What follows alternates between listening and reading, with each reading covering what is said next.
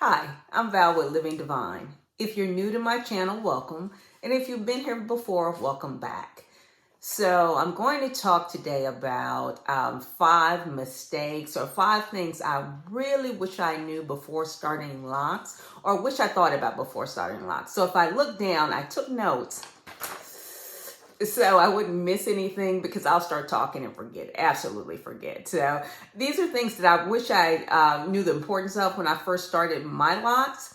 I want to start off by saying that I'm absolutely not an loctician. I'm just a person that's had locks for a little over 3.5 years. I've had some ups and downs with locks, and I've learned a lot over 3.5 years. And I saw a plethora of videos, and I've taken the good, left the bad in reference to the information provided. So I'm just going to give you some information that helped me along the way, and just help you with some of the mistakes that I made, so maybe you won't make those mistakes, especially if you're new in the lock journey. So here we go. So the first thing is really know what size lock you want.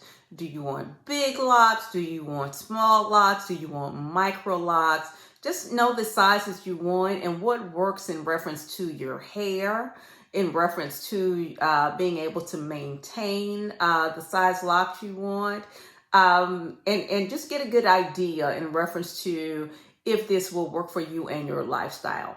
For me, when I started my locks, I talked at the beginning when I first started doing videos about the fact that I started with braids, and I started with, I'm a DIYer. I started with almost 500 braids, and I'll insert a picture of what my hair looked like at the time. It was very thin. The braids are really small. I wish I had a better picture because it's hard to really tell, but the braids were really, really tiny. And they were just too tiny. But what I thought at the time was the braids would fluff up and my hair would eventually look full. So my hair started eventually fluffing up a little bit, but the braids were still really thin. I felt like I looked like I had a lot of straw on my head. I wasn't feeling it. I was not feeling the really small braids. I think I had set in my mind, because I initially wanted sister locks. So I think I had set in my mind that I had to have at least 500 locks. So when I went to install my braids, I got really close to 500. I think I got 490 something braids as I was installing them. But ultimately, after about, let's say about 6 months, I wasn't crazy about them when I first installed them, but within about 6 months, I still was not feeling that look of those really tiny braids. So what I decided to do was combine them. I still had a lot of frizz on my hair, so I combined basically almost pretty much for the most part of my head. I combined each lock came from 2 locks. So this little bitty lock, let's see if you see. Okay, so this little bitty lock here started off being 2 locks. And of course, because I did it myself, I have some locks that are bigger than others. My hair is not perfect. It's just perfect for me. So let me see if I can find a big one. This is a little bigger. So this was 2, and then I combined them. And then once I combined them and got to right at like 275, 280, it started to kind of fluff up even more. Then I started to not look like the look of the locks. They started to look better, even though they shrunk. They started to look bigger, so my hair didn't look as sparse, and I really actually liked that look. So again, so you won't have to do like I did. Think about what size lock you want, and what works well with your hair density, the thickness of your hair, whether you actually have thin strands. If you're going to deal with the scalpy look, which I absolutely hated. So think about that when you start in reference to your journey, and that will help you a lot further along on your journey, as opposed to putting, let's say, 500 braids or interlocks or whatever you put in your hair, and then absolutely not liking it. And with that said, You also need to think about what kind of rotation you're going to do with your hair, or how you're going to maintain your hair. Are you going to interlock it? And if you interlock, are you going to use the 3-point rotation, the 4-point rotation? Are you going to be a DIYer, which means you do it yourself? Or are you going to twist or palm roll? Just how you're going to maintain your hair. Because the biggest part of having locks, in my opinion, is just the maintenance of it all. And yes, locks for me, they're wonderful and I love them 99% of the time. The 1% of the time that I really don't like having locks is when it's time to retie it. Because I have 278 locks on my head. And because I'm a DIYer, I retie it myself. And I'm gonna be real honest, I have not gotten past 2 days. It takes me 2 full days to retighten my hair. Now, considering I only retighten every 6 to 8 weeks, that does not sound like much, but when it's time to actually do it, it is torture. It is absolute torture. I absolutely hate it. I think about cutting my hair every time it's time to retie it. But once I get over those 2 days, then it's wonderful. And don't get me wrong, I can easily go to a beautician or a loctician and get them to do it for me. But these are my babies. I did them. I know how I want them.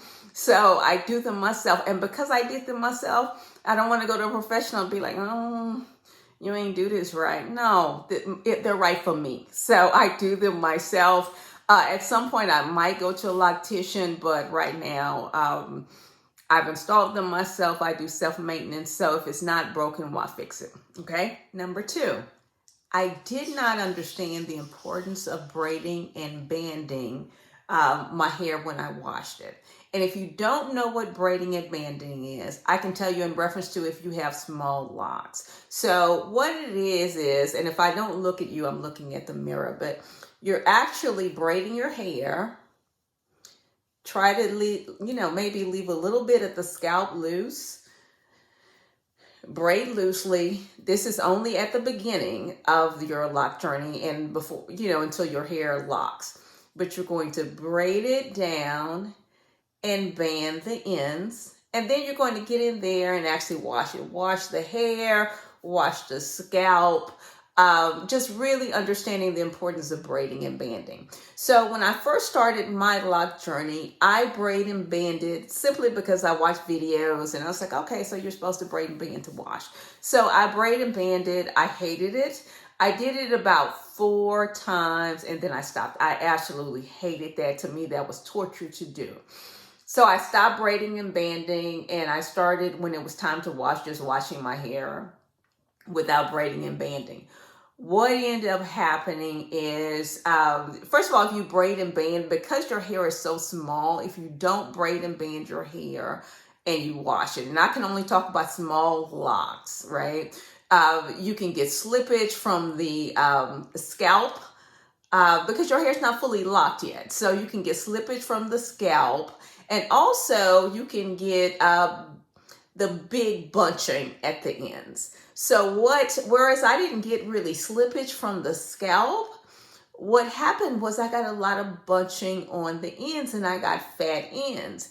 And I didn't really notice that. And initially it just looked like my hair was so thin at the beginning, it just looked like my hair was getting fuller.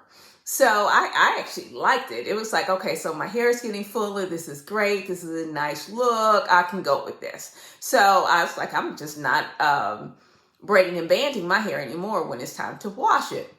But what ended up happening is as my hair started locking and it started bunching at the ends, I ended up having, my hair was thin up top, but at the ends they were fat, or they were fatter. And I don't have any now because what happened was over time, I ended up cutting them off. And I cut them off not because I wanted my hair cut, but because I just didn't like the look. It was uniformed all right here, and then at the bottom it was a little thicker.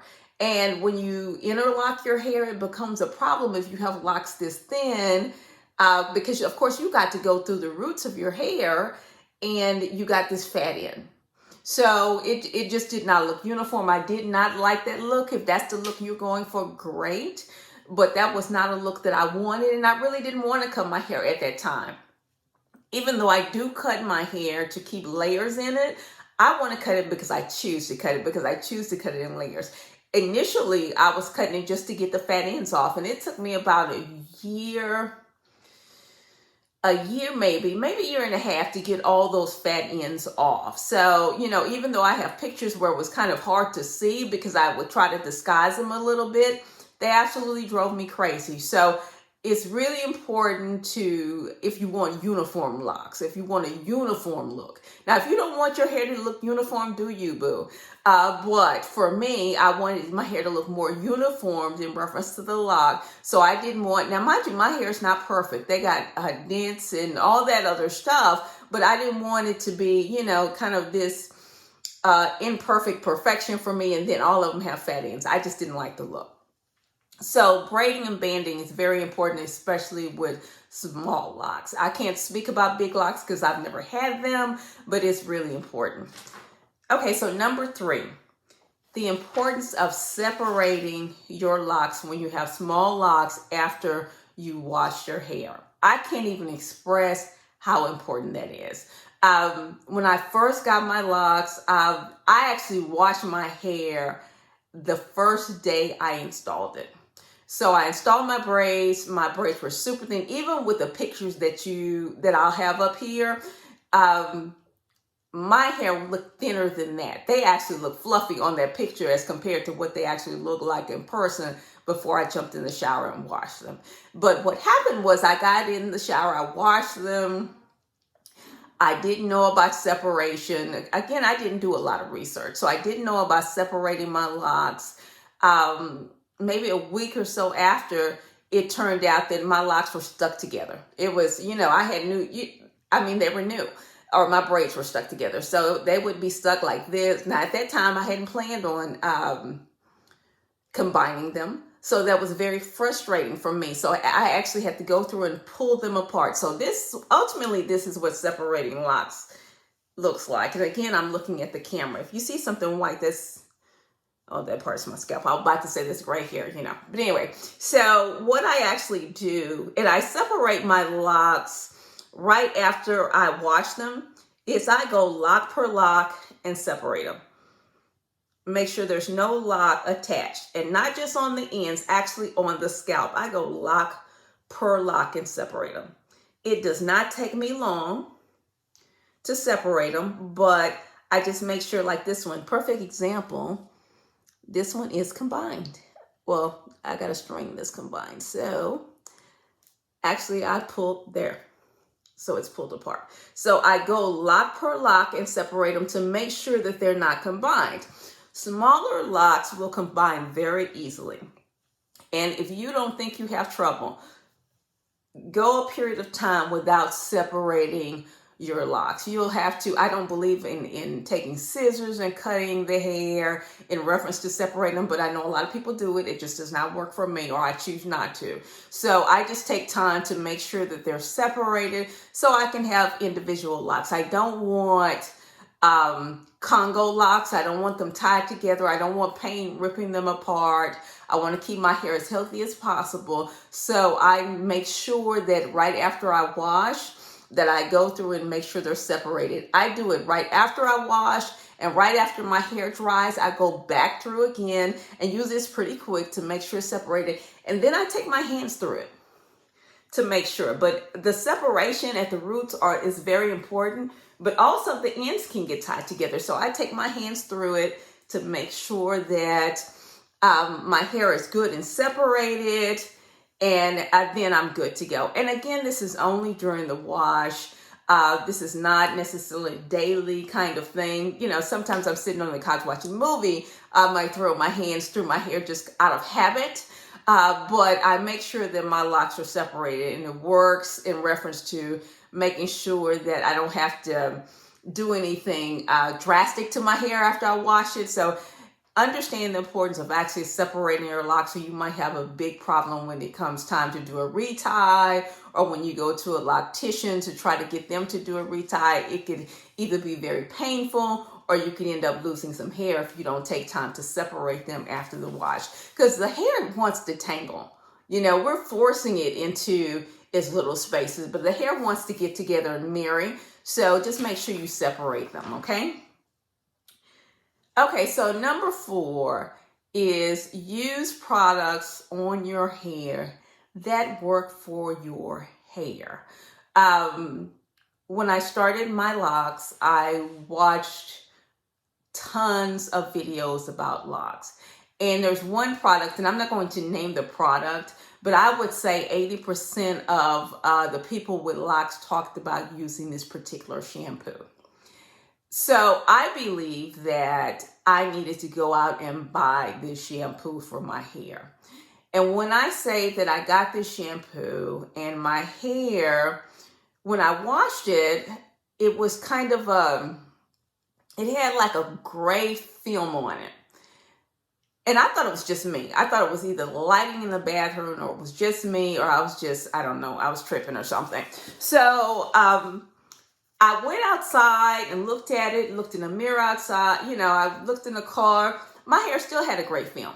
But what I noticed is that on my hands look like, I don't know if you've seen like when you have a soap film on your hands, that's what my hands look like. And mind you, I'd been in the shower, I'd washed and washed and washed my hair.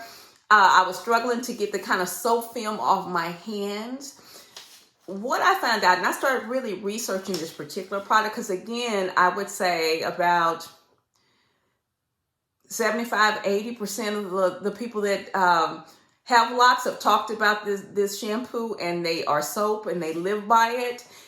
Is that particular soap with hard water, and obviously Texas has hard water, where I was at the time has hard water, could cause a film on your hair or could cause some buildup. This was at the beginning of my lock journey. It took, I would say, me a good 6 washes to get the gray looking film tint off my hair. And I washed it back to back. And I don't mean 6 washes like 1, 2, 3, 4, 5, 6. I mean, one day I washed 3 times. The next day I washed 3 times. The next day I washed 3. So it took over and over. And I'm using stripping stuff now, because I just was like, what, right? So I went back to what I know works for my hair. I just had to finally think, you know what? Hair is hair. Do what works for you. So I'm not knocking any product. If they work for you, do you. I'm just saying that if the product does not work for you, do a product that does work for you, because hair is hair. What you need to make sure is whatever you put on your hair, on your locks, that it is water soluble, that it's not leaving buildup. For me, it's very important that my hair is very soft, that it smells good, that it does not leave buildup. And I don't have a problem with any of that. I don't have a problem with buildup. My hair smells amazing. It's very soft. I will say that I didn't start using conditioners, however, until my hair was good and locked. At the beginning, I just used shampoo. So it just know what works for you. And if whatever product you have, I don't care who says it works for them, it might not work for your hair and your hair chemistry. So just be mindful of that.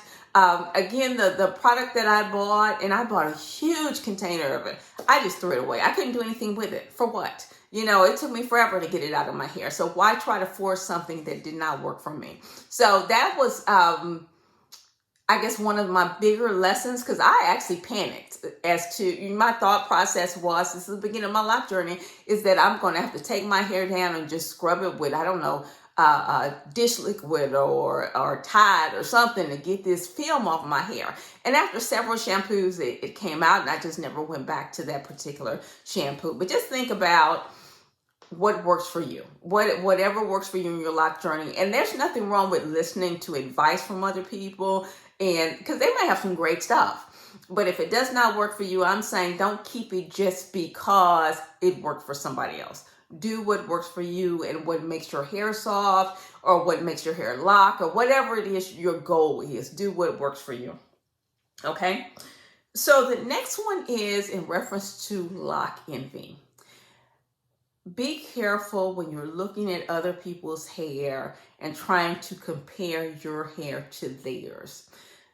Nobody's hair looks the same. Nobody's hair locks at the same pace or grows at the same pace.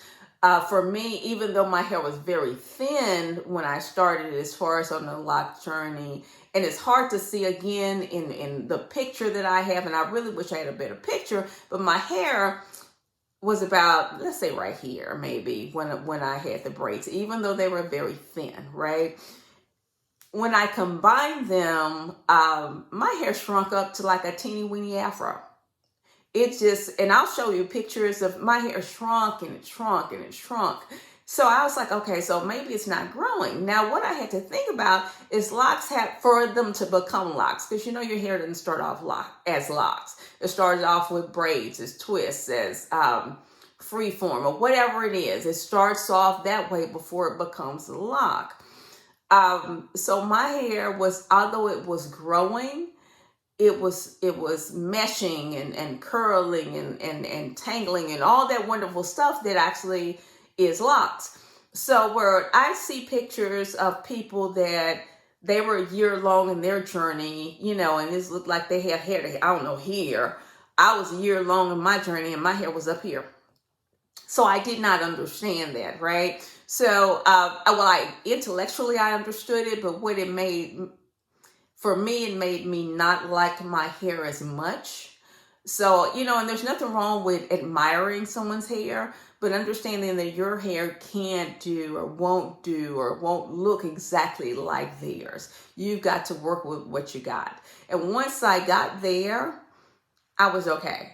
You know, it was, okay, so I'm rocking a teeny weeny afro, which is what a lot of people thought I had. You know, they're starting to think I have a twist out. So I just started wearing it like, okay, so yeah, I got this twist out. You know, I just kind of rocked it like that instead of thinking, shoot, I got locks and nobody knows it. You know, so I just started accepting what my hair did at the stage that it was in. So once you get there and understand that, I think it'll help you further along in your journey, and it won't get you so frustrated to say, yeah, let me start over because maybe I didn't do it right, or let me start over because theirs looks different, or, you know, whatever it is. Just kind of accept where you are.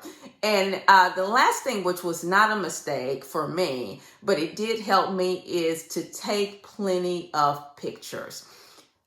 I saw my hair every day, as most people do, if they don't wear their hair covered. And I did not realize that my hair was transforming and growing and doing all that stuff until I look back on pictures. Even now when I look back on pictures, yes, there was a stage where I was like, okay, so I got like a teeny weeny afro, or my hair was in a twist out, or whatever the situation was. It took a minute for me to start seeing my hair actually look like locks. It took a while. So when I started taking pictures and started looking back on it, I was like, oh, my hair locked a lot quicker than I thought it, actually did. So take plenty of pictures. So when you get discouraged or think your hair is not doing anything, you can see the difference. You'll see the comparisons, the before and the after, and you'll see that your hair is changing. It's just you personally are being very impatient, which I understand, because locks are not, again, you don't get them at day one. It takes time to develop locks, and locks will work on your patience, or it will work on your creativity, or on how to, kind of make yourself feel better while your hair is doing what it needs to do. So those are some tips I have. There's some mistakes that I've made in reference to my lock journey, some things I've learned, things I wish I knew at the beginning. All in all, it turned out wonderful. I absolutely love my hair. It's full. It is thick. It is by far the best decision I've ever made in reference to my hair, especially since, mind you, I am very hair lazy. So with all that said, even though I have to separate and do all this other stuff in reference to my hair, I only do it once every 6 to 8 weeks. And after, I wake up like this, and then I'm like, wait a minute, I am ready to go. So I absolutely love it. I'm going to do a quick 360. Please let me know if you have any questions. Please like and subscribe and share. If you have any topics you'd like me to discuss, let me know. I'm going to try to do a couple more videos today. I've been asked a lot of questions in reference to my locks, so I'm trying to answer them all, but I'll do it in a separate video. So, because this video is already way too long. So anyway, thank you so much for watching. I'm going to do a quick 360.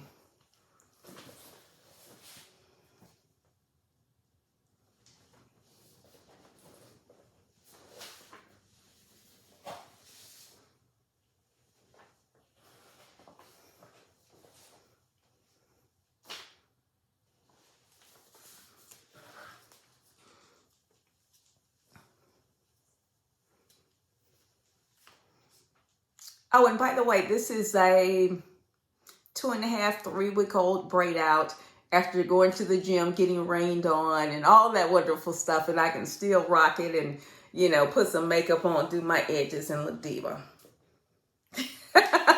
Anyway, thank you for watching.